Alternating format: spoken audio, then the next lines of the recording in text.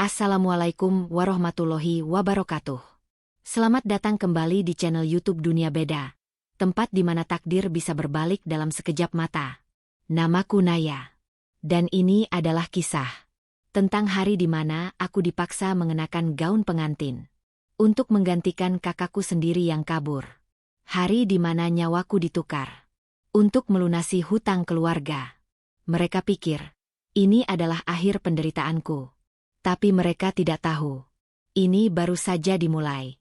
Namun sebelumnya bagi yang beragama Islam saya sarankan untuk menuliskan sholawat Nabi Muhammad, agar kelak sholawat ini menjadi saksi untuk mendapat syafaat di akhirat. Like dan subscribe ke channel ini sangat membantu menambah wawasan dan membantu kami membuat cerita baru yang menghibur. Namaku Naya. Sebagian orang bilang, nama adalah doa. Mungkin, orang tuaku ingin aku menjadi pelindung, menjadi penyejuk. Tapi kenyataannya, di usiaku yang baru menginjak 22 tahun, aku adalah seseorang yang paling butuh dilindungi. Kisah ini tidak dimulai di altar yang megah dengan taburan bunga mawar. Tidak. Kisahku dimulai 3 hari sebelum hari pernikahan itu. Hari di mana takdirku dirampas. Hujan deras mengguyur kota Bogor sore itu. Aku duduk di pojok angkot yang sesak, memeluk tasku erat-erat. Jaket tipisku basah di bagian lengan, membuatku kedinginan. Aroma roti, vanila, dan mentega yang manis dari toko kue tempatku bekerja masih menempel di seragamku. Tapi aroma itu terasa pahit di hidungku. Sepanjang perjalanan, aku hanya menatap tetesan air hujan yang berlomba di kaca jendela. Pikiranku melayang pada lembaran uang di dalam amplop coklat di tasku. Gajian hari ini. Tapi senyum tak pernah terbit di wajahku saat gajian. Karena aku tahu, tidak sepeser pun uang itu akan mampir di dompetku. Tidak selembar pun akan menjadi milikku. Kakiku melangkah berat memasuki gang sempit yang becek. Rumah kami kecil, peninggalan kakek. Dindingnya mulai berjamur di beberapa sisi, dan catnya mengelupas seperti kulit kering. Rumah ini terasa semakin sempit, semakin pengap, sejak ayah jatuh sakit setahun lalu. Dan sejak ibu tiriku, Wati, membawa Diana, anak kandungnya, untuk tinggal bersama kami. Baru pulang kamu. Suara itu nyaring, menusuk, bahkan lebih menusuk daripada udara dingin Bogor. Itu bukan sapaan selamat datang. Itu adalah sambaran petir yang selalu menyambutku. Ibu tiriku sedang duduk di kursi rotan reot di ruang tamu. Kipas angin tua di langit-langit berputar pelan. Sama sekali tidak membantu mengusir hawa gerah di hatinya. Matanya yang tajam, dipoles celak hitam yang tebal, menatap lurus ke arahku. Bukan ke wajahku, tapi ke amplop coklat yang kupegang. Jalanan macet, Bu, jawabku pelan. Suaraku nyaris tak terdengar. Aku berjalan mendekat, menunduk, tak berani menatap matanya. Aku sodorkan amplop itu. Tanganku sedikit gemetar. Ini adalah ritual bulanan yang paling kubenci. Tangannya yang kasar, dengan kuku bercat merah menyala yang mulai terkelupas, menyambar amplop itu. Dia tidak membukanya dengan sabar. Dia merobeknya. Jarinya dengan cepat menghitung lembar demi lembar uang merah di dalamnya. Aku menahan napas. Aku berdoa dalam hati. Semoga kali ini cukup. Pelak. Bukan tamparan di pipi. Tapi sesuatu yang jauh lebih menyakitkan. Dia melemparkan semua uang itu ke wajahku. Lembaran-lembaran rupiah itu berhamburan di lantai semen yang kotor. Basah terkena jejak sepatuku. Cuma segini? Kamu kerja atau main-main di sana? Hah? Uang ini, teriaknya, telunjuknya menuding-nuding wajahku. Uang ini bahkan tidak cukup buat bayar arisan ibu. Buat beli bedaknya Diana saja kurang. Anak tidak berguna. Aku memejamkan mata sejenak. Panas. Perih. Bukan di pipiku. Tapi di ulu hatiku. Aku tidak menangis. Tidak lagi. Air mataku sudah kering untuk hal-hal seperti ini. Dengan tubuh gemetar menahan amarah dan malu, aku berjongkok. Memunguti satu persatu lembaran uang itu. Harga diriku yang tercecer. Uang yang kudapat dengan berdiri 12 jam sehari. Melayani pelanggan, membersihkan oven, dan menahan lapar. Maaf, Bu. Cuma segitu yang Naya dapat bulan ini. Toko lagi sepi, bisikku lirih. Maaf, maaf. Hidupmu itu cuma bisa bilang maaf. Bentaknya lagi. Coba kamu lihat itu kakakmu. Dia baru benar-benar anak yang berbakti. Ibu tiri menunjuk dengan dagunya ke kamar di ujung lorong. Pintu kamar Diana selalu terbuka. Sengaja. Untuk pamer. Dan di sanalah dia. Diana. Kakak tiriku. Sedang berdiri di depan cermin besar setinggi badan. Cermin yang dibelinya minggu lalu dengan uang entah dari mana. Dia mengenakan gaun putih. Gaun pengantin. Sangat mewah. Berkilauan di bawah cahaya lampu neon kami yang redup. Terbuat dari sutra dan bertabur mutiara imitasi yang tampak sangat mahal.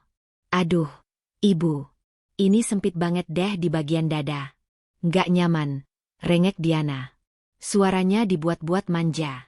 Dia memutar tubuhnya, mengagumi pantulannya sendiri. Lalu, matanya bertemu dengan mataku di cermin. Bibirnya menyunggingkan senyum remeh, senyum kemenangan. Astaga, nak, cantik sekali kamu. Ibu tiri langsung bangkit. Wajah bengisnya padaku tadi, kini berubah manis semanis gula biang. Dia berlari kecil menghampiri Diana, membenarkan letak gaun itu. Kamu itu memang pantas, nak, pantas dapat yang terbaik. Hidup kita akan berubah.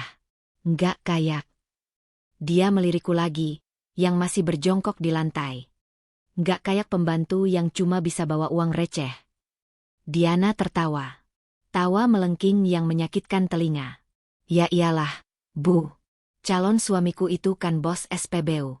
Pom bensinnya ada di mana-mana. Tajir melintir. Nanti kalau aku sudah nikah, rumah jelek ini aku bongkar. Aku bangun jadi istana. Terus Sinaya.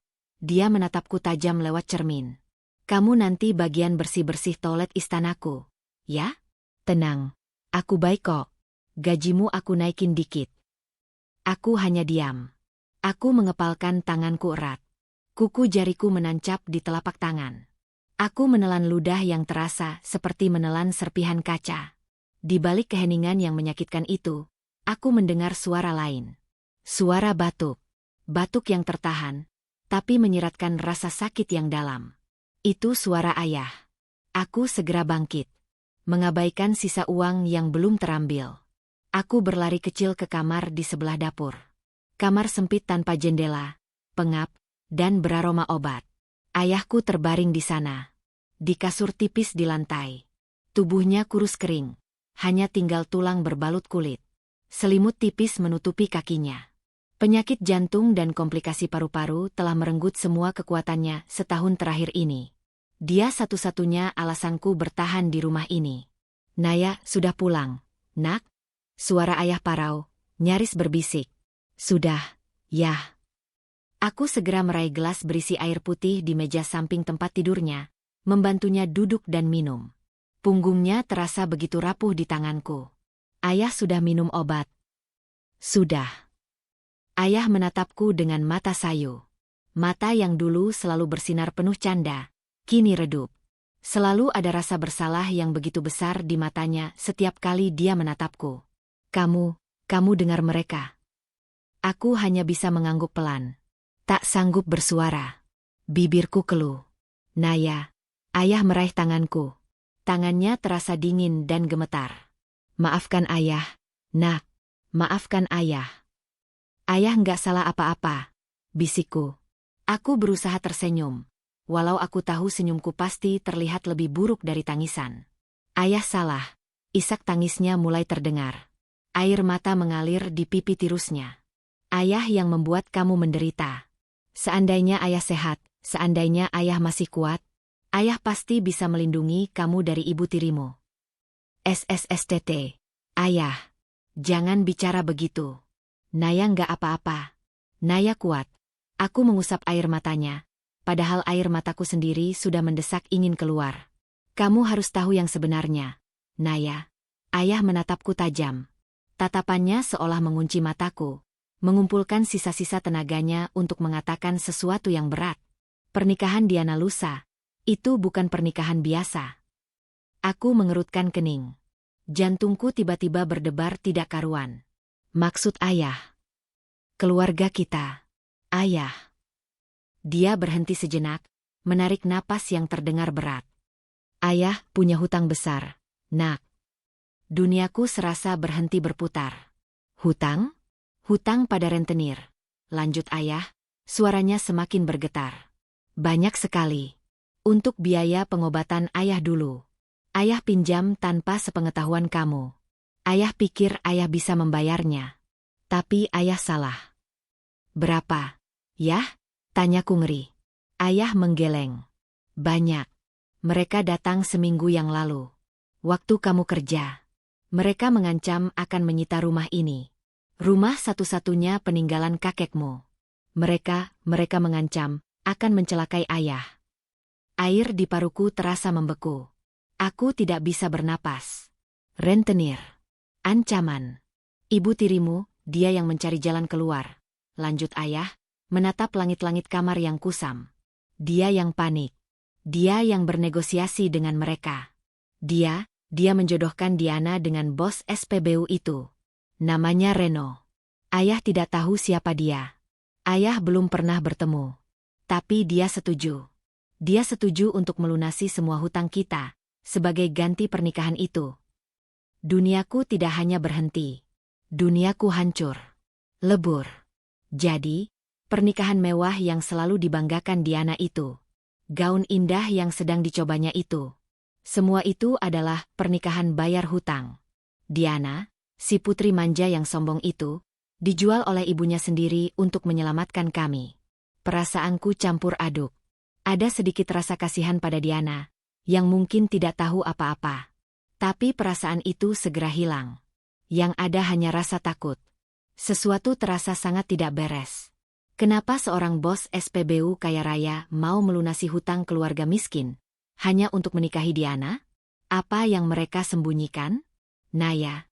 Ayah menggenggam tanganku begitu erat, sampai kuku-kukunya memutih. Ayah takut. Nak. Ayah takut sekali. Aku memeluk ayah. Mencoba menyalurkan kekuatan yang bahkan aku sendiri tidak punya. Malam itu, aku tidak bisa tidur. Aku duduk di kamarku yang sempit, mendengarkan suara hujan yang belum juga reda. Baru aku sadari. Penderitaan yang kurasakan setiap hari karena cacian ibu tiri dan hinaan Diana, ternyata hanyalah permukaan. Ada neraka yang lebih dalam di bawah pondasi rumah ini. Dan pernikahan itu adalah gerbangnya. Aku hanya tidak tahu bahwa gerbang itu sedang menungguku. 2 hari berlalu seperti dalam mimpi buruk. Aku tidak bisa makan. Aku tidak bisa tidur. Aku hanya duduk di samping ayah, menggenggam tangannya, seolah itu adalah satu-satunya jangkar di dunia yang sedang terbalik ini. Rumah kami sibuk. Ibu tiri dan Diana tertawa-tawa memilih catering, memilih dekorasi. Mereka tidak tahu. Atau mungkin, ibu tiri tahu, tapi Diana adalah boneka cantiknya yang tidak boleh tahu kenyataan pahit di baliknya. Lalu, hari itu tiba. Hari pernikahan. Pagi itu, langit Bogor kelabu. Persis seperti hatiku. Aku terbangun bukan karena alarm. Aku terbangun karena teriakan ibu tiri. Naya, bangun kamu. Pemalas. Cepat siapkan sarapan untuk kakakmu. Pengantin tidak boleh lapar. Aku bangkit dengan tubuh serasa remuk. Mataku bengkak karena menangis semalaman. Aku berjalan ke dapur, membuatkan bubur ayam kesukaan Diana, dan segelas jus jeruk mahal yang dibeli khusus untuknya. Tanganku gemetar saat meletakkan mangkuk dan gelas itu di atas nampan. Lama sekali kamu, bentak ibu tiri saat aku keluar dari dapur. Dia sudah memakai kebaya yang mentereng, riasannya tebal. Cepat, antar ke kamar Diana. Pastikan dia makan. Ibu mau ke depan, menyapa tim rias. Aku mengangguk. Aku berjalan menyusuri lorong pendek itu. Setiap langkah terasa berat. Aku tidak membenci Diana karena pernikahan ini. Aku takut. Aku takut untuknya. Dan aku takut untuk kami semua. Apa yang akan terjadi jika bos SPBU itu tahu dia dibohongi? Aku mengetuk pintu kamarnya. Kak Diana, ini sarapannya. Hening. Tidak ada jawaban. Kak. Aku mengetuk lagi, lebih keras. Tim rias sudah mau datang. Nanti kakak telat. Masih hening. Perasaanku mulai tidak enak. Sesuatu yang dingin merayapi tulang punggungku. Aku membuka pintu pelan-pelan. Kak Diana. Kamar itu rapi. Terlalu rapi.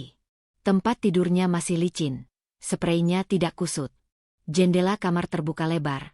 Angin pagi membuat tirai tipisnya melambai-lambai seperti tangan hantu. Dan Diana. Dia tidak ada di sana. Gaun pengantin yang kemarin dia coba masih tergantung di lemari. Tapi Diana hilang. Mataku tertuju pada meja rias. Di antara bedak dan lipstik yang berserakan, ada secari kertas putih. Amplop putih. Dengan tangan gemetar, aku mengambilnya.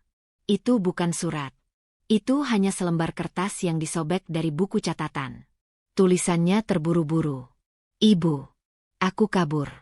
Aku tidak mau menikah dengan bos SPBU kampungan pilihan ibu. Aku sudah pergi dengan Rian. Jangan cari aku. Rian. Pacar rahasianya.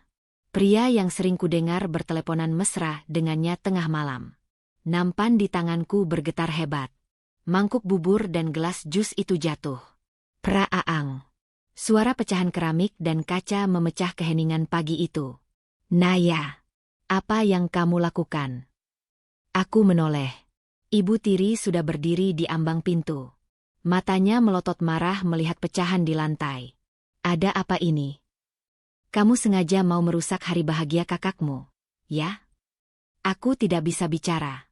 Aku hanya bisa mengangkat tanganku yang gemetar, menunjukkan surat itu padanya. Wajah ibu tiri berubah dari marah, menjadi bingung. Dia menyambar kertas itu dari tanganku. Aku melihatnya. Aku melihat bagaimana warna di wajahnya hilang. Riasan tebalnya tidak bisa menyembunyikan pucat pasi di kulitnya. Matanya bergerak liar membaca baris demi baris. Tidak, bisiknya. Tidak, tidak mungkin. Anak kurang ajar. Diana sialan. Dia menjerit. Tapi jeritannya bukan jeritan seorang ibu yang kehilangan anak. Itu adalah jeritan ketakutan. Jeritan putus asa. Bagaimana ini? Gumamnya pada dirinya sendiri. Tangannya mencengkeram rambutnya yang sudah disasak tinggi. Para rentenir, tamunya, pengantin pria. Bagaimana ini? Dia mondar-mandir di kamar seperti singa yang terluka. Lalu, dia berhenti. Dia berhenti tepat di depanku. Matanya yang panik tadi, perlahan berubah. Menjadi dingin. Menjadi tajam. Dan penuh perhitungan. Dia menatapku. Dari atas rambutku yang kusam. Turun ke wajahku yang pucat. Ke bajuku yang lusuh. Bu. Aku mundur selangkah. Aku tahu tatapan itu. Itu tatapan ketika dia mendapatkan sebuah ide gila. Kamu. Desisnya. Bu? Apa maksud ibu? Jantungku berdebar begitu kencang. Rasanya seperti mau meledak. Kamu. Ulangnya. Dia melangkah maju. Aku mundur. Sampai punggungku menabrak dinding. Kamu, yang akan menggantikan Diana. Napasiku tercekat. Tidak. Ibu gila? Tidak. Aku Naya, Bu. Bukan Diana. Mereka akan tahu. Mereka tidak akan tahu. Cengkeramannya di bahuku begitu kuat, kuku-kukunya menancap di kulitku. Pengantin pria itu, si Reno, dia belum pernah bertemu Diana. Dia hanya melihat foto. Dan kamu, dia menatapku tajam. Kamu dan Diana, wajah kalian sedikit mirip. Sama-sama dari ayahmu. Bisa. Tidak mau. Aku berteriak. Untuk pertama kalinya dalam hidupku, aku berteriak padanya. Aku tidak mau. Ini pernikahan Kak Diana. Bukan aku. Aku tidak mau menikah dengan pria yang tidak aku kenal. Aku tidak mau jadi tumbal. Diam kamu. Pelak. Sebuah tamparan keras mendarat di pipiku. Panas. Perih. Tapi tidak lebih perih dari rasa takutku. Kamu pikir kamu punya pilihan? Bentaknya, wajahnya begitu dekat dengan wajahku. Aku bisa mencium bau napasnya yang asam. Kamu pikir ini tentang kemauan kamu? Ini tentang nyawa ayahmu. Dia melepaskanku, tapi hanya untuk berlari keluar kamar. Aku mengikutinya, terhuyung-huyung. Dia berlari ke kamar ayah. Ayah yang terkejut, terbangun dari tidurnya yang tidak nyenyak. Wati, ada apa? Kenapa ribut-ribut? Tanya ayah lemah. Ibu tiri tidak menjawab. Dia berjalan lurus ke sudut kamar. Ke tempat tabung oksigen kecil yang selalu disiagakan untuk ayah jika sesak napasnya kumat. Tangannya meraih regulator tabung itu. Mataku terbelalak. Ibu, jangan. Pilih, Naya, desis ibu tiri. Matanya merah dan gila. Kamu menikah menggantikan Diana. Atau ayahmu, mati hari ini juga. Di sini. Di depan matamu. Dia mulai memutar katup itu. Bukan untuk membukanya. Tapi untuk melepaskannya. Tidak. Jangan. Bu. Jangan. Aku menjerit, berlutut di kakinya. Aku memeluk kakinya. Ampun, Bu. Jangan sakiti ayah. Kumohon. Ayah di tempat tidur mulai panik. Wati. Apa yang kamu lakukan? Wati. Jangan. Napasnya mulai tersengal-sengal karena panik. Bagaimana, Naya? Ibu tiri tersenyum. Senyum iblis. Nyawa ayahmu. Atau pernikahan ini. Pilih. Air mataku mengalir deras. Aku menatap ayahku yang mulai mencengkeram dadanya. Aku menatap tabung oksigen itu. Aku menatap wajah kejam ibu tiriku. Aku kalah. Aku hancur. Baik, Isakku. Suaraku pecah. Baik. Naya. Naya mau. Aku menyerah. Naya mau, Bu. Lepaskan tabung itu. Kumohon. Ibu tiri melepaskan tangannya dari tabung itu. Dia menarikku berdiri dengan kasar. Bagus. Sekarang, jangan menangis. Tim rias sudah menunggu. 1 jam berikutnya adalah kabut. Aku tidak ingat apa-apa. Aku seperti boneka kayu yang mati. Tubuhku diseret ke kamar Diana. Wajahku dirias tebal. Sangat tebal, sampai aku tidak mengenali pantulan diriku di cermin. Mereka bilang, "Wah, pengantinnya kok pucat sekali? Gugup ya?" Aku hanya diam. Gaun pengantin Diana yang mewah itu ternyata terlalu besar sedikit untukku. Tapi mereka tidak peduli. Mereka memakaikannya padaku. Rasanya berat. Dingin. Seperti kain kafan. Lalu, mereka memasang kerudung tipis yang menutupi seluruh wajahku. Sesuai adat, katanya. Agar pengantin pria penasaran. Aku bersyukur. Setidaknya, tidak ada yang bisa melihat mataku yang mati. Pengantin pria sudah datang. Sudah di meja akad. Ibu tiri mencengkeram lenganku. Ingat, Naya. Namamu Diana. Jangan bicara apapun. Tundukkan wajahmu. Setelah semua selesai, nyawa ayahmu aman. Aku berjalan. Aku tidak tahu bagaimana kakiku bisa melangkah. Aku seperti mayat hidup. Aku dituntun keluar rumah, menuju tenda kecil di halaman depan. Aku bisa mendengar suara riuh rendah tamu. Aku bisa mendengar suara penghulu. Lalu, aku didudukkan. Di kursi. Di seberang seseorang. Aku tidak berani mengangkat wajahku. Aku hanya bisa melihat tangannya di atas meja. Tangan yang besar. Jari-jarinya panjang dan kokoh. Dia mengenakan kemeja putih bersih. Dia. Pengantin priaku. Bos SPBU itu. Reno. Sudah siap, Nak Reno? Suara penghulu terdengar. Saya siap. Suara itu. Berat. Dalam. Dan. Dingin. Sangat dingin. Tidak ada kehangatan sama sekali di dalamnya. Penghulu mulai membacakan doa. Jantungku berdebar sangat keras. Aku takut dia bisa mendengarnya. Aku gemetar hebat. Lalu, aku mendengar dia menjabat tangan wali hakimku. Saya terima nikah dan kawinnya, Diana binti. Aku tidak mendengar sisanya.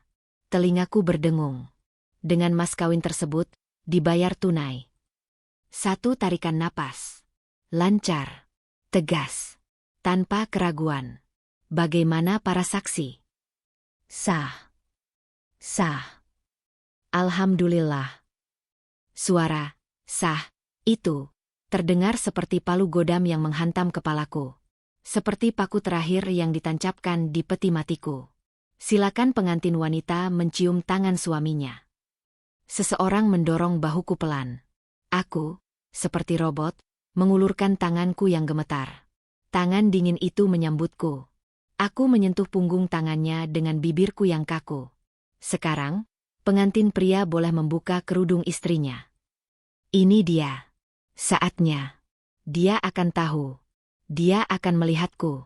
Dia akan sadar aku bukan Diana. Dia akan marah. Dia akan membatalkan semuanya. Aku memejamkan mata erat-erat. Menunggu amarah. Menunggu bentakan. Aku merasakan tangannya yang dingin menyentuh kerudung di kepalaku. Perlahan, dia mengangkatnya. Seluruh dunia terasa berhenti. Tapi, tidak ada teriakan. Tidak ada bentakan. Aku membuka mataku perlahan. Hal pertama yang kulihat adalah sepasang mata. Mata yang tajam. Sangat hitam. Dan sangat datar. Dia menatapku. Lurus ke mataku. Tidak ada keterkejutan di sana. Tidak ada kemarahan. Hanya ada kekosongan yang menakutkan. Dia tahu. Tidak. Bukan. Dia tidak tahu. Dia hanya tidak peduli. Dia menatapku seolah aku adalah sepotong perabotan yang baru saja dia beli. Kemudian, tepat saat semua mata tamu tertuju pada kami, saat lampu blitz kamera mulai menyala, aku merasakan kepalaku berputar hebat. Kegelapan mulai merayap di tepi pandanganku. Suara. Sah. Tadi masih terngiang-ngiang. Aku sudah sah. Sah menjadi tumbal. Dan hal terakhir yang kuingat sebelum semuanya menjadi hitam pekat adalah wajah datar suamiku. Dia bahkan tidak bergerak sedikitpun untuk menangkapku. Dia hanya membiarkanku jatuh. Pingsan. Tepat di hari pernikahanku. Aku tidak tahu berapa lama aku pingsan. Sejam. Sehari. Rasanya seperti selamanya. Hal pertama yang menyadarkanku adalah rasa dingin. Aku membuka mata. Yang kulihat bukan langit-langit kamar sempitku yang berjamur. Yang kulihat adalah langit-langit yang tinggi, mungkin 5 meter di atasku, dengan ukiran kayu jati yang rumit dan lampu kristal besar yang mati. Aku di mana? Aku mencoba bangkit. Kepalaku pusing. Aku sadar. Aku sedang berbaring di atas sesuatu yang luar biasa empuk. Kasur. Tapi ini bukan kasur. Ini adalah sebuah pulau. Saking besarnya. Spraynya terbuat dari sutra yang terasa dingin dan halus di kulitku. Aku bangkit duduk. Dan napasku tercekat di tenggorokan. Ini sebuah kamar. Tapi ukurannya lebih besar dari seluruh rumahku di Bogor. Dindingnya terbuat dari kaca. Dari lantai ke langit-langit, memperlihatkan pemandangan perbukitan hijau di luar. Sentul. Aku bisa menebak dari kontur bukitnya. Perabotannya mewah. Semuanya berwarna gading, emas, dan coklat tua. Gaun pengantinku yang berat sudah dilepas. Kini aku memakai piyama sutra berwarna krem. Siapa yang menggantikannya? Ketakutanku kembali. Dengan kekuatan penuh. Lalu, aku melihatnya. Di ujung ruangan, di depan jendela kaca raksasa itu, seorang pria berdiri membelakangiku. Menghadap ke pemandangan perbukitan yang masih diselimuti kabut pagi. Dia tinggi. Bahunya lebar. Dia hanya mengenakan celana panjang hitam. Punggung telanjangnya yang tegap dan kokoh itu terlihat mengintimidasi. Dia. Suamiku. M.A. Mas. Suaraku keluar seperti bisikan serak.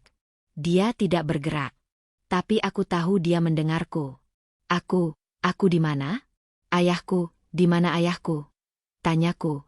Suaraku mulai bergetar. Dia diam. Keheningan di ruangan ini begitu pekat. Aku bisa mendengar detak jantungku sendiri yang berpacu liar. Perlahan, sangat perlahan, dia berbalik. Wajah itu. Wajah yang kulihat sekilas di meja akad. Datar. Tanpa ekspresi. Tapi matanya yang hitam legam itu menatapku. Menilai. Seolah aku adalah serangga yang menyelinap masuk ke kamarnya. Dia berjalan mendekat. Pelan. Setiap langkah kakinya yang tanpa suara di karpet tebal itu terasa seperti dentuman palu di dadaku. Dia berhenti beberapa langkah dari tempat tidur. Aku tahu, katanya.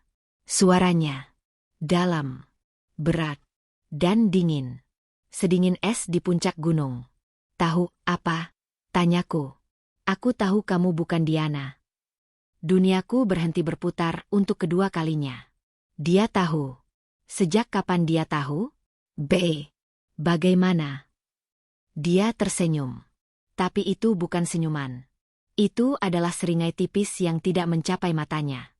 Foto yang ibumu kirimkan, memang foto Diana. Tapi aku membayar orang untuk mencari tahu segalanya.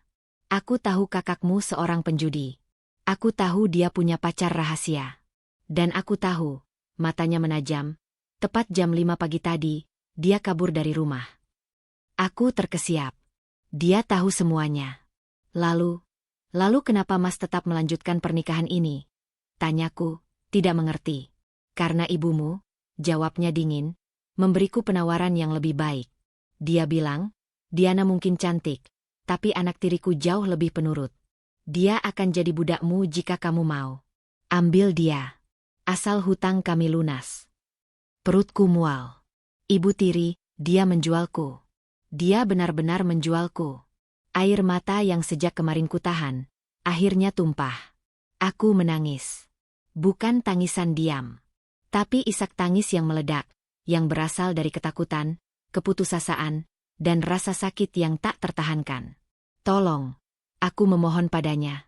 Aku turun dari tempat tidur, berlutut di lantai marmer yang dingin di kakinya. Aku tidak peduli lagi dengan harga diri. Aku hanya memikirkan ayah. Tolong, Mas. Aku tahu aku salah. Aku tahu keluargaku menipumu. Tapi aku mohon, lepaskan aku. Aku tidak tahu apa-apa. Aku dipaksa. Ibu tiri mengancam akan membunuh ayahku. Aku menceritakan semuanya. Tentang hutang. Tentang penyakit ayah. Tentang tabung oksigen. Aku menangis, bersujud, memohon belas kasihannya. Aku akan lakukan apa saja, Isakku. Aku akan jadi pembantumu. Aku akan mencuci kakimu. Apa saja. Tapi tolong, pulangkan aku. Biarkan aku merawat ayahku. Kumohon. Aku menunggu. Menunggu dia akan marah. Menunggu dia akan berteriak. Atau mungkin, menunggu sedikit rasa iba di matanya. Dia hanya diam menatapku. Lama sekali. Lalu, dia berjongkok. Menyamakan tingginya denganku. Tangannya yang dingin terulur, bukan untuk membelai. Dia mencengkeram daguku. Kasar. Memaksaku untuk menatap matanya. Itu, katanya, dengan suara berbisik yang menakutkan, bukan urusanku. Jantungku serasa diremas. Pernikahan ini, lanjutnya, matanya menusuk mataku, sudah terjadi. Sah. Ingat, kamu istriku sekarang. Naya. Bukan Diana. Dia melepaskan cengkeramannya dengan kasar. Dia berdiri. Tapi, dia berjalan ke lemari besar di sudut ruangan. Jangan pernah bermimpi aku akan menyentuhmu. Kamu menjijikkan bagiku. Sama seperti keluargamu. Dia mengambil bantal dan selimut tipis, lalu melemparkannya ke lantai di sudut ruangan. Itu tempat tidurmu. Mulai malam ini, kamu akan tinggal di sini. Kamu akan menjadi istriku di depan umum jika aku butuh. Tapi di dalam rumah ini, kamu lebih rendah dari pembantu. Ayahku. Bisikku putus asa. Ayahmu. Dia tertawa. Tawa yang hambar. Dia aman. Untuk saat ini.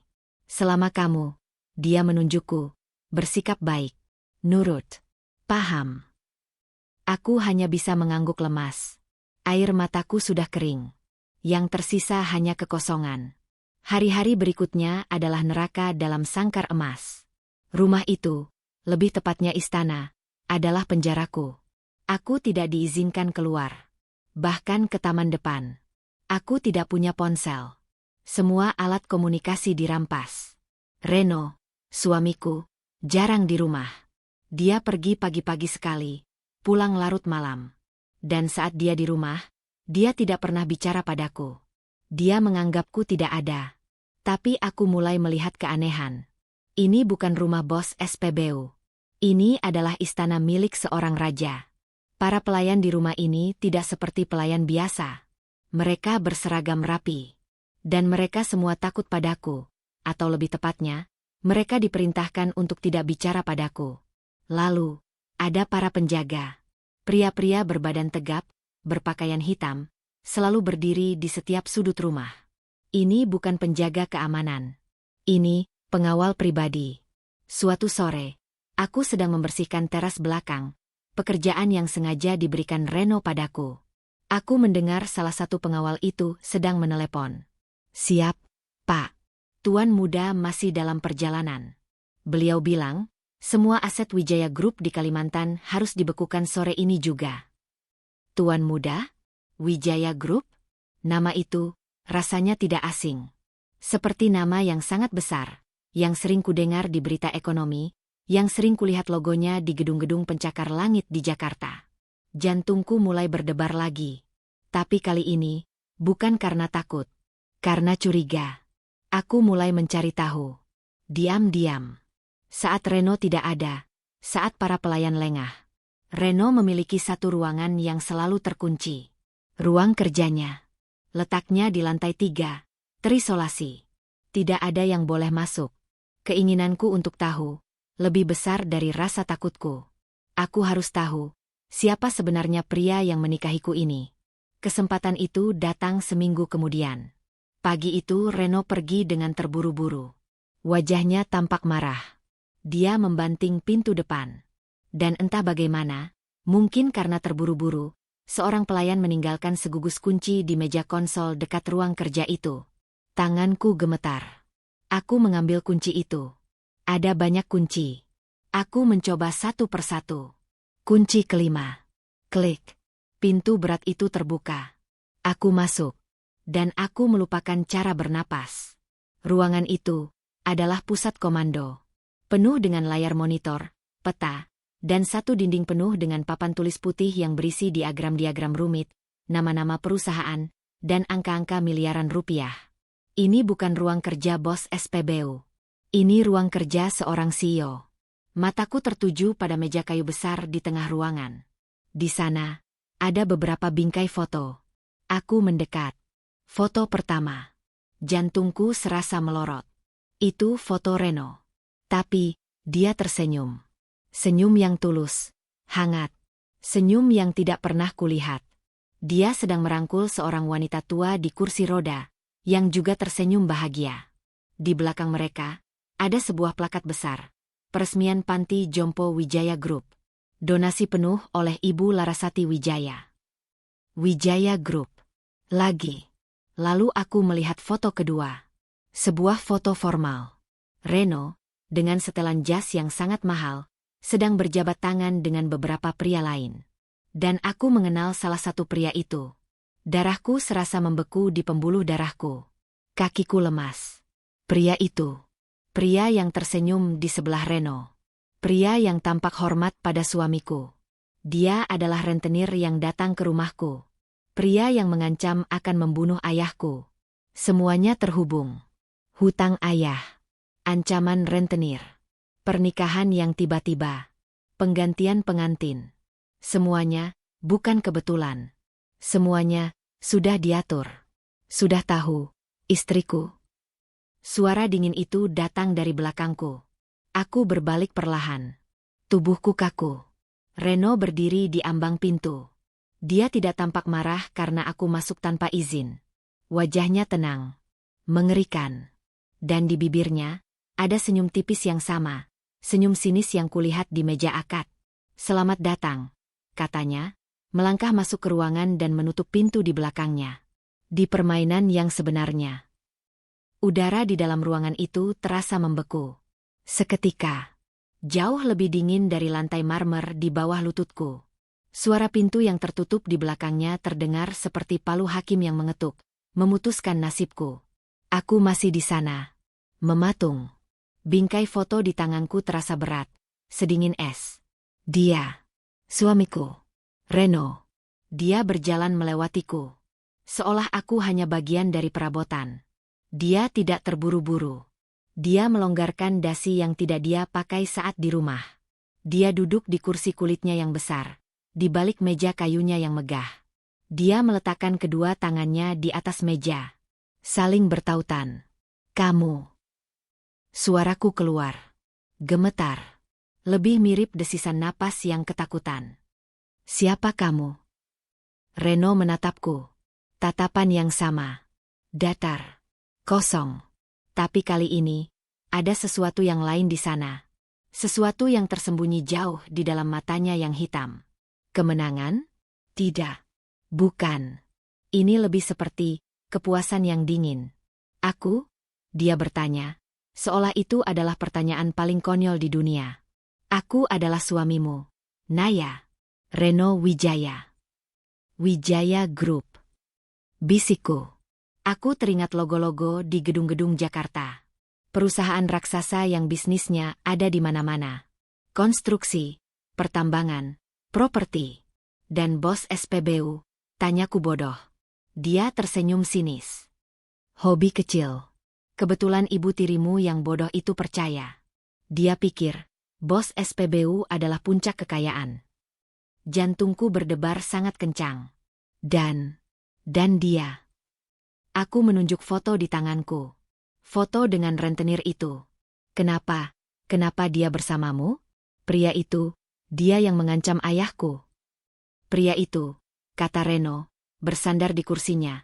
Namanya Pak Darmawan. Dia bukan rentenir. Aku bingung. Tapi, hutang. Dia kepala divisi keamanan di Wijaya Group, potong Reno, nadanya tidak sabar. Dan hutang itu? Oh, itu nyata. Tapi bukan ayahmu yang berhutang pada rentenir. Ayahmu berhutang padaku. Aku tidak mengerti. Hutang apa? Ayahku tidak mungkin kenal kamu.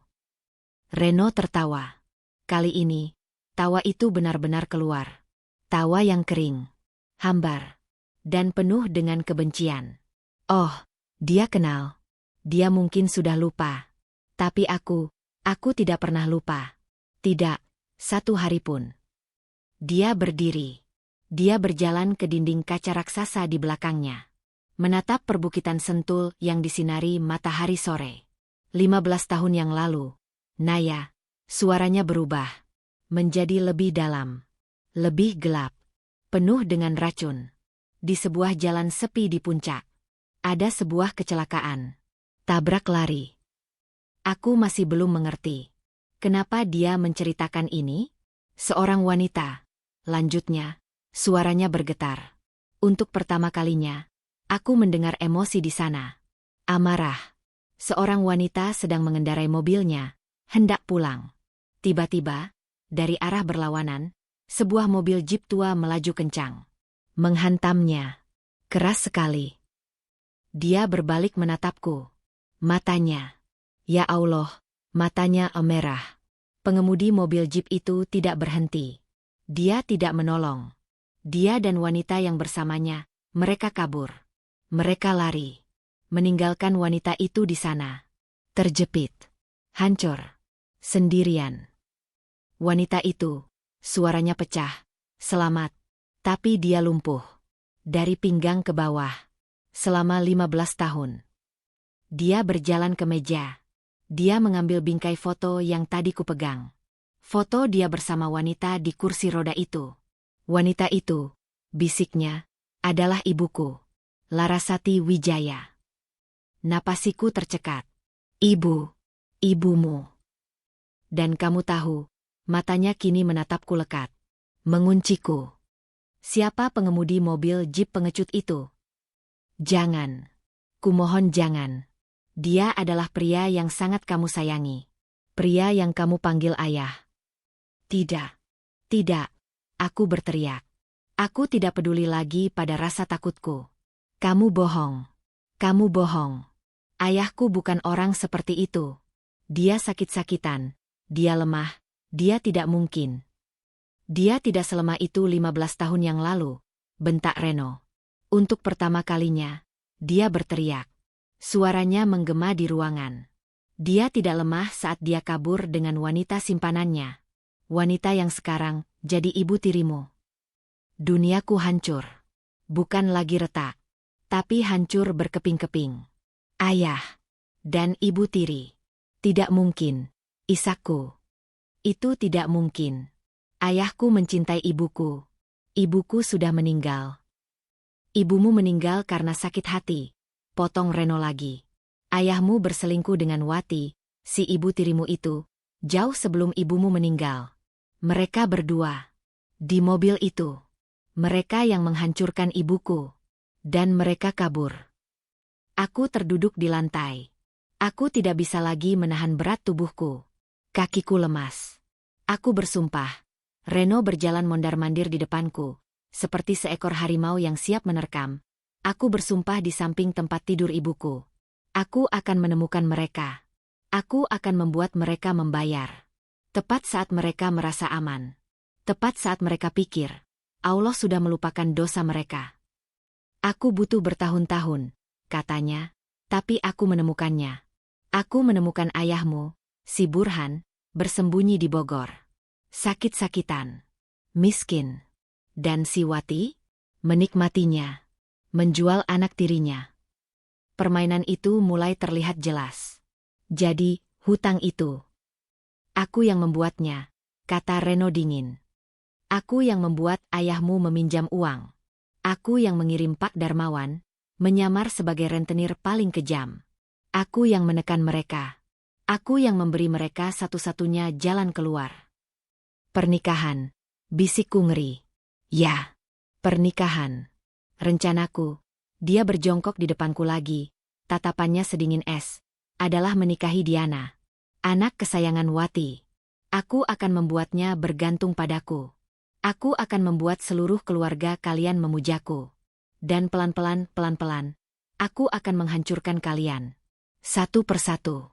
Aku akan mengambil Diana, seperti mereka mengambil kaki ibuku. Aku menatapnya ngeri. Pria ini adalah iblis. Tapi, lanjutnya, rencana itu berantakan. Kakak tirimu yang bodoh itu kabur. Dan ibumu, dia mendorongmu ke depan. Dia mendorongmu. Naya, anak yang tidak bersalah. Anak yang bahkan tidak tahu apa-apa. Dia menatapku lama. Aku melihatmu di meja akad. Kamu gemetar ketakutan. Kamu pingsan. Kamu bukan bagian dari rencanaku. Lalu kenapa? Tanyaku. Kenapa kamu tetap bilang, sah? Kenapa kamu membawaku ke sini? Karena kamu adalah putrinya, teriaknya lagi. Darah Burhan mengalir di tubuhmu. Kamu adalah jaminannya. Kamu adalah alat balas dendamku yang baru. Dia berdiri lagi, mengatur napasnya. Berusaha mengembalikan ketenangannya. Jadi, apa yang akan kamu lakukan padaku? Tanyaku, pasrah. Kamu akan membunuhku? Atau menyiksaku? Reno terdiam lama. Dia kembali ke meja kerjanya. Dia menekan sebuah tombol di interkom. Siapkan kamar ibu. Pindahkan semua peralatannya ke sayap timur, perintahnya. Lalu dia menatapku. Ayahmu, katanya. Aku langsung mengangkat wajah. Ayah. Di mana ayahku? Kamu apakan dia? Dia aman, kata Reno datar. Lebih aman daripada bersamamu. Aku sudah memindahkannya tadi pagi. Tepat setelah aku tahu kamu pingsan. Memindahkan kemana? Ke fasilitas perawatan terbaik di Jakarta. Rumah sakit swasta milik Wijaya Group. Dokter terbaik, perawat terbaik. Semua tagihan atas namaku. Aku terkejut. Kamu menyelamatkannya. Aku menjaganya tetap hidup, koreksi Reno. Nyawanya ada di tanganku. Secara harfiah. Dia aman. Selama kamu menurut padaku. Ini dia. Permainannya. Apa yang kamu mau aku lakukan? Tanyaku gemetar. Aku bilang, rencanaku untuk Diana adalah menyiksanya. Tapi kamu berbeda. Naya. Hukumanmu akan berbeda. Hukuman apa? Mulai besok, katanya, kamu akan pindah ke sayap timur. Kamu tidak akan tidur di lantai kamarku lagi. Ada sedikit harapan di hatiku. Sedikit. Kamu, lanjutnya, akan merawat ibuku. Harapan itu mati. Seketika. Apa? Kamu dengar aku, kata Reno. Kamu akan menjadi perawat pribadi Larasati Wijaya. Kamu akan membangunkannya setiap pagi. Kamu akan membersihkan tubuhnya. Kamu akan menyuapinya. Kamu akan mendorong kursi rodanya. Kamu akan melihat, setiap detik, setiap hari, sisa hidup yang sudah dihancurkan oleh ayahmu. Dia tersenyum. Senyum sinisnya kembali. Itulah hukumanmu, Naya. Kamu akan membayar hutang ayahmu dengan tanganmu sendiri. Selamat datang di neraka barumu. Aku tidak tidur malam itu. Bagaimana aku bisa tidur? Setiap kali aku memejamkan mata, aku melihat wajah ayahku. Bukan wajah sakit-sakitannya yang kukenal, tapi wajah seorang pria muda, panik, kabur dari sebuah kecelakaan, meninggalkan seorang wanita hancur di dalam mobil. Lalu, aku melihat wajah Reno. Wajahnya yang dingin, matanya yang menyala penuh kebencian.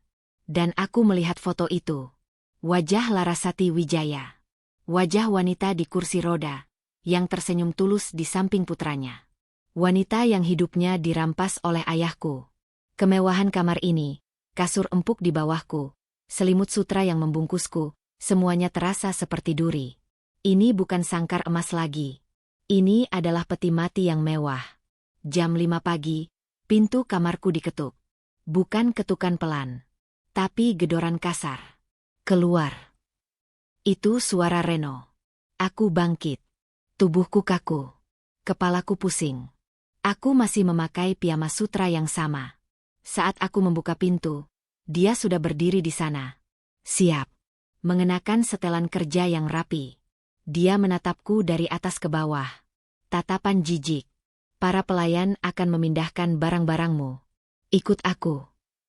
Dia tidak menungguku. Dia berbalik dan berjalan. Aku, dengan kaki telanjang, berlari kecil mengikutinya. Menyusuri lorong-lorong marmer yang dingin. Melewati lukisan-lukisan mahal yang terasa mengejekku. Kami tiba di bagian rumah yang belum pernah kulihat. Sayap timur. Tempat ini berbeda. Jika bagian utama rumah terasa seperti istana, tempat ini terasa seperti rumah sakit mewah. Udaranya berbau antiseptik dan bunga lili. Dindingnya dicat putih gading, dan ada banyak peralatan medis terlipat rapi di sudut lorong. Dia berhenti di depan sebuah pintu kayu ganda yang besar. Di dalam, katanya, adalah ibuku. Dia tidak tahu siapa kamu. Dia tidak tahu apa yang ayahmu lakukan. Baginya, kamu adalah perawat baru yang aku sewa. Dia menatapku tajam. Namamu Naya. Kamu perawat. Bukan istriku. Bukan menantunya. Mengerti? Aku hanya bisa mengangguk. Dia bangun jam 5:30. Lanjut Reno, melihat jam tangan mahalnya. Tugas pertamamu. Memandikannya. Jantungku serasa jatuh ke lantai. Memandikannya? Jangan buat kesalahan, Naya. Desisnya, suaranya rendah dan mengancam. Jangan biarkan dia tahu yang sebenarnya. Jika kamu menyakitinya, sedikit saja, entah itu fisik atau hatinya, aku bersumpah. Dia tidak perlu melanjutkan. Aku tahu. Nyawa ayahku taruhannya. Dan satu lagi, katanya, tangannya sudah digagang pintu. Jangan panggil aku, Mas. Di depan ibuku, panggil aku, Tuan Reno. Sama seperti pelayan lainnya. Dia membukakan pintu untukku. Aku masuk. Ruangan itu adalah kamar suite terbesar yang pernah kulihat. Jendelanya besar sekali, menghadap taman bunga yang indah. Dan di tengah ruangan, di dekat jendela, duduk seorang wanita di kursi roda. Menghadap keluar. Menatap matahari terbit. Dia adalah wanita di foto itu. Larasati Wijaya. Pagi, Bu. Suara Reno berubah. 180 derajat. Lembut. Penuh kasih. Suara yang tidak pernah kudengar. Suara yang membuatku mual. Wanita itu menoleh. Dan dia tersenyum. Ya Allah. Senyumnya. Senyumnya begitu tulus. Begitu lembut. Begitu rapuh. Tidak ada kebencian di matanya. Tidak ada kemarahan. Hanya ada kedamaian yang sedih. Reno, sayang. Suaranya lembut, seperti gemerisik daun. Kamu sudah di sini? Pagi sekali. Aku membawa seseorang, Bu, kata Reno. Dia berjalan ke samping ibunya, mencium keningnya. Lalu, dia menunjuk ke arahku, yang masih berdiri mematung di dekat pintu. Ini Naya, perawat baru yang aku ceritakan. Dia yang akan membantu ibu mulai hari ini. Ibu Larasati menatapku. Senyumnya tidak pudar. Halo, Naya. Selamat pagi. Kamu masih muda sekali. Aku tidak tahu harus berbuat apa. Kakiku kaku. Lidahku keluh. Aku berdiri di depan korban ayahku. Aku adalah putri dari orang yang menghancurkan hidupnya. Selamat pagi, Bu. Suaraku bergetar hebat. Aku menunduk. Aku tidak sanggup menatap matanya. Naya akan membantu ibu mandi, ya? Kata Reno lagi, nadanya ringan. Tapi aku tahu, itu adalah perintah. Untukku. Dia berjalan ke arahku. Melewatiku. Aku ada rapat penting. Aku titip ibu, katanya. Suaranya kembali dingin saat hanya aku yang bisa mendengar. Lakukan tugasmu. Lalu dia pergi. Menutup pintu. Meninggalkanku sendirian. Dengan dia. Hening. Aku masih berdiri di dekat pintu. Ibu Larasati masih menatapku dengan senyum lembutnya. Jangan gugup begitu, katanya. Kemarilah. Aku melangkah. Setiap langkah terasa seperti menginjak bara api. Aku mendekati kursi rodanya. Kamu tahu cara mengurus orang lumpuh? Tanyanya lembut. Aku menggeleng. Tidak, Bu. Tapi saya bisa belajar. Tidak apa-apa, katanya. Yang penting sabar. Reno, dia selalu memilihkan perawat yang galak-galak. Semoga kamu tidak, ya. Hatiku serasa diremas. Ayo, katanya. Kita mulai. Kamar mandinya di sebelah sana. Kamu bisa mendorongku. Aku memegang gagang kursi roda itu. Tanganku gemetar hebat. Aku mendorongnya pelan. Di kamar mandi, semuanya sudah disiapkan. Ada kursi khusus untuk mandi, ada pegangan di mana-mana. Ini adalah rutinitas yang sudah sangat biasa baginya. Tapi tidak bagiku. Kamu harus mengangkatku, Naya, katanya pelan. Tubuh ibu ringan. Jangan khawatir. Aku berjongkok di depannya. Aku menatap kakinya. Kaki yang kurus. Kaki yang tidak bisa bergerak. Kaki yang tidak merasakan apa-apa. Kaki yang mati. Karena ayahku. Maaf. Maafkan saya. Bisikku. Aku tidak tahu kenapa aku bilang begitu. Maaf kenapa, Nak? Tanyanya bingung. Air mataku mulai menggenang. Aku tidak bisa. Aku tidak sanggup. Aku bangkit. Aku berlari ke wastafel di sudut. Dan aku muntah. Aku muntah mengeluarkan semua ketakutan, rasa bersalah, dan kebencianku pada diri sendiri. Aku gemetar hebat. Naya? Kamu tidak apa-apa. Suara Ibu Larasati terdengar cemas. Aku membasuh wajahku. Aku menatap cermin. Wajahku pucat. Hancur. Aku harus bisa. Demi ayah. Aku menarik napas panjang. Aku berbalik. Maaf, Bu. Saya hanya sedikit masuk angin. Aku kembali padanya. Aku menguatkan hatiku. Aku tidak memikirkan apa-apa lagi. Aku hanya fokus pada tugasku.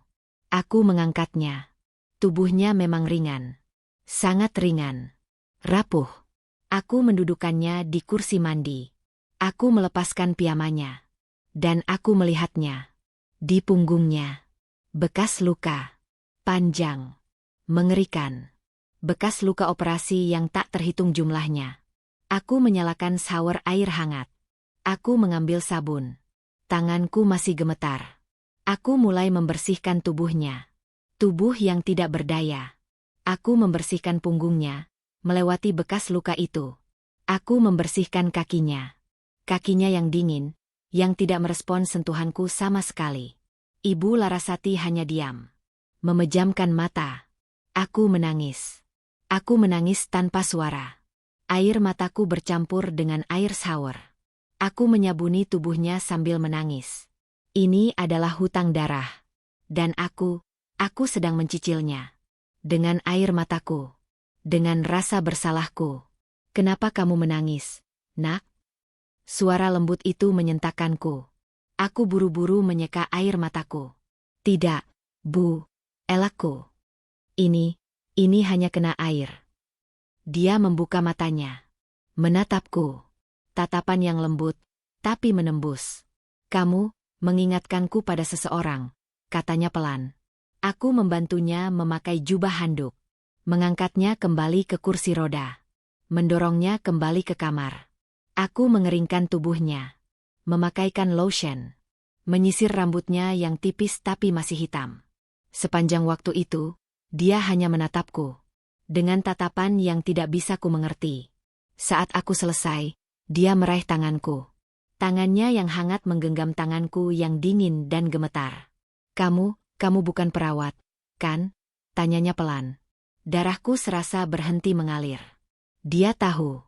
Jantungku serasa berhenti berdetak. Dia tahu. Seluruh skenario horor berkelebat di kepalaku. Dia akan berteriak. Dia akan memanggil Reno. Dia akan mengusirku. Dan Reno. Allah, Reno akan melakukan apa pada ayah? Bu, saya. Aku tergagap. Aku tidak bisa membentuk satu kata pun. Ibu Larasati masih menatapku. Senyum lembutnya sedikit memudar. Digantikan oleh ekspresi, iba. SSHH. Desisnya pelan. Tangannya yang hangat masih menggenggam tanganku. Bukan itu maksud ibu. Aku mengerutkan kening. Bingung. Ibu tahu kamu bukan perawat. Lanjutnya, suaranya seperti bisikan. Bukan karena cara kamu memandikan ibu. Tapi karena mata kamu. Mata saya. Iya, katanya. Mata seorang perawat profesional itu lelah. Atau terkadang, dingin karena sudah terbiasa. Tapi matamu, Naya. Dia menatapku lekat. Mata kamu penuh dengan duka. Penuh dengan rasa sakit. Sama, seperti mata ibu. Sebuah isakan lolos dari tenggorokanku. Isakan yang kutahan mati-matian sejak aku melangkah ke sayap timur ini. Dia tidak tahu siapa aku. Dia tidak tahu aku putri dari pria yang menghancurkannya. Dia hanya melihat diriku. Seseorang yang hancur. Maafkan saya, Bu. Aku menangis. Kali ini, aku tidak berbohong. Aku menangis sejadi-jadinya. Saya memang bukan perawat. Saya tidak pernah sekolah perawat. Saya terpaksa. Itu setengah kebenaran. Dan itu sudah cukup. Ibu tahu, katanya, mengusap punggung tanganku. Ibu tidak tahu apa masalahmu, nak. Tapi di sini, kamu aman. Reno, dia tidak akan membiarkan sesuatu yang buruk terjadi pada orang yang merawat ibu. Oh, ibu. Anda tidak tahu. Dialah hal buruk itu. Keajaiban terjadi hari itu. Ibu Larasati, korban ayahku, justru menjadi satu-satunya orang yang memberiku ketenangan di neraka ini. Sudah, katanya lembut. Jangan menangis. Sekarang, bantu ibu pilih baju. Ibu bosan pakai piyama terus. Katanya di taman, bunga-bunga lili sedang mekar. Dan begitulah rutinitasku dimulai. Setiap pagi, aku adalah orang pertama yang dia lihat. Aku membantunya membersihkan diri. Aku menyuapinya. Ini adalah siksaan terberat yang pernah kubayangkan.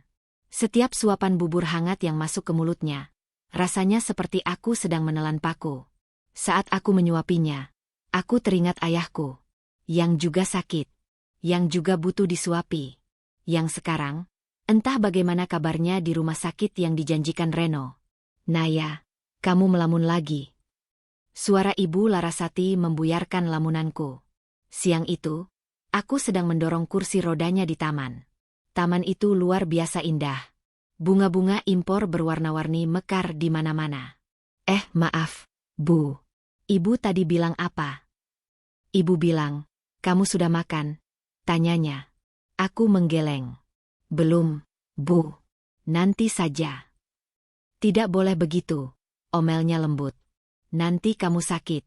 Duduk di sini. Dia menunjuk bangku di bawah pohon flamboyan. Biar ibu panggil pelayan, bawakan kamu makan. Kamu harus makan bareng ibu. Aku menuruti. Inilah siksaanku. Kebaikan hatinya. Setiap kali dia tersenyum padaku, Hatiku seperti disayat. Setiap kali dia menceritakan kisah masa mudanya, sebelum kecelakaan, aku merasa seperti ikut berdosa. Dulu, ibu suka sekali dansa, ceritanya suatu sore, sambil menatap hujan dari jendela. Reno, ayahnya Reno, kami bertemu di pesta dansa. Dia. Matanya menerawang. Lalu, matanya meredup. Sampai hari itu. Hari di mana semuanya direnggut.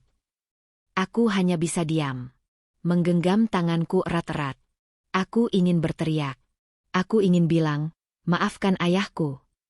Tapi aku tidak bisa. Kebaikan Ibu Larasati adalah pisau bermata dua. Di satu sisi, itu adalah satu-satunya kehangatan yang kudapat. Di sisi lain, itu adalah cermin yang memantulkan dosa keluargaku setiap detik. Reno, sebaliknya, semakin jarang terlihat. Dia hanya datang ke kamar ibunya di pagi hari, sebelum berangkat kerja, mencium kening ibunya. Dan malam hari, saat ibunya sudah tidur, dia menghindariku. Dan aku bersyukur untuk itu. Tapi, aku tahu, dia mengawasiku. Aku tahu dari tatapan para pelayan.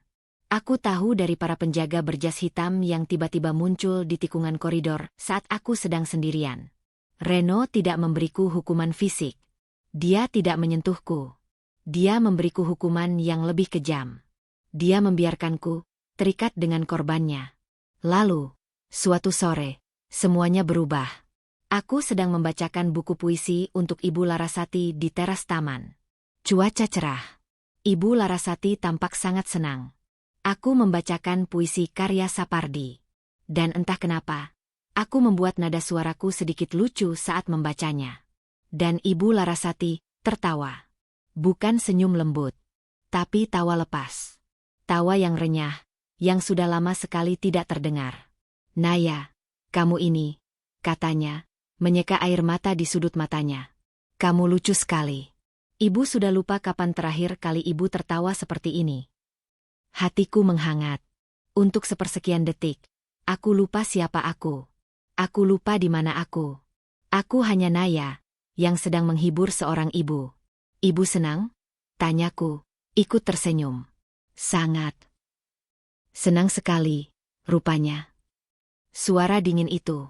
Suara yang membekukan darahku. Senyum di wajahku dan wajah Ibu Larasati langsung hilang. Reno.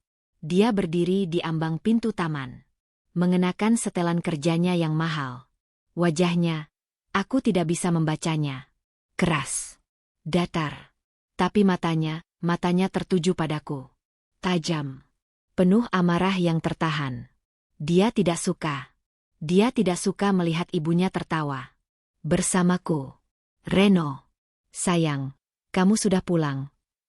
Ibu Larasati berusaha mencairkan suasana. Sini, nak, duduk. Naya baru saja menceritakan. Ibu harus istirahat, potong Reno. Nadanya tegas. Tidak dingin, demi menjaga perasaan ibunya, tapi penuh perintah. Sudah sore. Anginnya tidak baik. Tapi, Reno. Naya, panggilnya, matanya masih menatapku. Bawa ibu ke dalam. Berikan obatnya. Sekarang. Perintah itu mutlak. Aku bangkit. Baik, Tuan Reno. Aku mendorong kursi roda Ibu Larasati. Saat aku melewatinya, aku bisa merasakan hawa dingin dari tubuhnya. Aku bisa merasakan tatapannya membakar punggungku. Setelah aku memastikan Ibu Larasati istirahat di kamarnya, aku keluar. Aku harus kembali ke kamarku sendiri, yang letaknya di sebelah kamar ibu. Dia menungguku. Dia berdiri di lorong yang remang-remang, menyandarkan bahunya di dinding, menghalangi jalanku. Tuan, aku pura-pura terkejut. Apa yang kamu lakukan? Desisnya. Suaranya rendah. Berbahaya. Maaf, Tuan. Saya baru saja menidurkan ibu. Dia melangkah maju. Satu langkah. Cukup untuk membuatku mundur ketakutan hingga punggungku menabrak dinding. Dia menjebakku. Kamu pikir kamu pintar? Tanyanya. Wajahnya hanya beberapa senti dari wajahku. Aku bisa mencium bau parfum mahalnya. Saya tidak mengerti, Tuan. Jangan pura-pura bodoh. Suaranya naik 1 oktav. Kamu pikir aku menempatkanmu di sini untuk apa? Untuk jadi pelawaknya? Untuk membuatnya tertawa. Dia meninju dinding di sebelah kepalaku. Keras. Buk. Aku menjerit pelan. Kamu di sini untuk membayar. Bentaknya. Napasnya panas di wajahku. Tugasmu adalah melihat penderitaannya. Merasakan rasa bersalahnya. Bukan membuatnya bahagia. Saya hanya. Jangan buat ibuku menyukaimu. Geramnya. Jangan kamu pikir, dengan bersikap manis padanya, hukumanmu akan berkurang. Aku tidak akan tertipu. Dia yang baik padaku. Bisikku, air mataku mulai menggenang. Aku tidak peduli. Cengkeramannya di bahuku menguat. Jangan lupa posisimu. Naya, kamu di sini, karena ayahmu. Kamu di sini, sebagai jaminan. Kamu di sini, sebagai sanderaku. Dia menatapku lama. Matanya yang marah menelusuri wajahku yang ketakutan. Dia tidak takut aku akan menyakiti ibunya. Pikirku dalam hati. Dia takut. Ibunya akan menyembuhkanku. Sekarang, kembali ke kamarmu. Katanya, melepaskanku dengan kasar. Dan ingat, 1 tawa lagi, dan aku akan pastikan kamu tidak akan pernah tersenyum lagi. Aku berlari ke kamarku. Mengunci pintu. Tubuhku gemetar hebat. Dia cemburu? Tidak. Dia marah. Rencananya terganggu. Rencana siksaannya digagalkan oleh kebaikan ibunya sendiri. Saat aku sedang berusaha mengatur napasku, kudengar ketukan pelan di pintu penghubung kamarku dengan kamar Ibu Larasati. Pintu yang tidak pernah dibuka. Aku membukanya pelan. Ibu Larasati ada di sana, di kursi rodanya. Wajahnya tampak cemas. Naya, kamu tidak apa-apa? Tanyanya pelan. Ibu dengar. Reno membentakmu. Aku cepat-cepat menghapus air mataku. Saya tidak apa-apa, Bu. Maafkan putra ibu, katanya, meraih tanganku. Dia tidak seperti itu dulu. Sejak kecelakaan itu, dia jadi gelap. Dia menatapku, matanya yang lembut kini dipenuhi ketakutan. Dia terobsesi dengan balas dendam. Naya, bisik Ibu Larasati, seolah takut dinding bisa mendengar. Dia sudah bertahun-tahun bersumpah akan mencari orang yang menabrakku. Darahku serasa membeku. Dia bilang begitu sama ibu. Tidak. Dia tidak pernah cerita, katanya. Tapi ibu adalah ibunya. Ibu tahu. Dan ibu tahu. Dia mencondongkan tubuhnya lebih dekat. Aku tahu, dia sudah menemukan orang itu. Aku berhenti bernapas. Dan yang paling ibu takutkan, Ibu Larasati menggenggam tanganku erat, kuku-kukunya menancap. Adalah apa yang akan dia lakukan pada keluarga orang itu. Dia punya rencana. Rencana yang mengerikan. Untuk menghancurkan mereka. Dia menatap lurus ke mataku. Kamu tahu sesuatu, Naya? Tanyanya. Kenapa sebenarnya dia membawamu ke sini? Mataku terkunci pada mata Ibu Larasati. Mata yang lembut itu. Mata yang penuh kedamaian. Kini menatapku, meminta jawaban. Kamu tahu sesuatu, Naya? Tanyanya lagi, suaranya bergetar. Kenapa sebenarnya dia membawamu ke sini? Lidahku keluh. Jantungku serasa diremas. Inilah dia. Persimpangan terakhir. Aku bisa berbohong. Aku bisa mengelak. Aku bisa bilang aku tidak tahu apa-apa. Atau, aku bisa menghancurkan satu-satunya orang yang baik padaku di rumah ini. Dengan kebenaran. Bagaimana aku bisa bilang padanya? Bagaimana aku bisa bilang, iya, Bu, putra ibu adalah monster yang terobsesi balas dendam. Dan saya adalah putri dari pria yang ibu cari. Saya adalah tumbalnya. Bu, saya. Air mataku mulai mengalir. Aku tidak bisa. Aku tidak sanggup. Aku menggelengkan kepala, tapi bukan sebagai jawaban, tidak. Itu adalah gelengan putus asa. Naya, katakan pada ibu, desaknya. Tangannya menggenggam tanganku semakin erat. Apapun itu, ibu harus tahu. Saya tidak tahu di mana. Buka pintunya. Saya ibu mertuanya. Suara itu. Teriakan nyaring, melengking, dan penuh amarah. Suara yang sangat kukenal. Suara yang menghantuiku setiap malam. Ibu tiri. Aku dan Ibu Larasati sama-sama menoleh kaget ke arah pintu. Di luar lorong, terdengar suara keributan. Suara barang-barang jatuh. Suara bentakan penjaga. Anda tidak boleh masuk. Ini area pribadi. Pribadi katamu. Aku ibunda dari pengantin aslinya. Minggir kamu. Ibu. Jangan. Kita bicara baik-baik dulu. Suara yang kedua. Rengekan manja yang menyebalkan. Diana. Ya Allah. Apa yang mereka lakukan di sini? Naya, ada apa itu? Tanya Ibu Larasati. Wajahnya pucat. Cengkeramannya di tanganku mengerat karena takut. Sebelum aku bisa menjawab. Brak. Pintu kayu ganda itu didobrak terbuka. Dan di sanalah mereka. Seperti mimpi buruk yang menjadi kenyataan. Ibu tiriku, Wati, berdiri di sana. Napasnya terengah-engah. Rambutnya yang disasak acak-acakan. Wajahnya merah padam karena marah. Di belakangnya, Diana. Bersembunyi malu-malu, tapi matanya liar menatap kemewahan kamar ini. Nah, itu dia. Telunjuk ibu tiri yang bercat kuku merah, menunjuk lurus ke arahku. Dasar anak sialan. Anak tidak tahu diri. Pelakor. Beraninya kamu menipu kami semua. Dia berjalan cepat ke arahku. Bu. Jangan.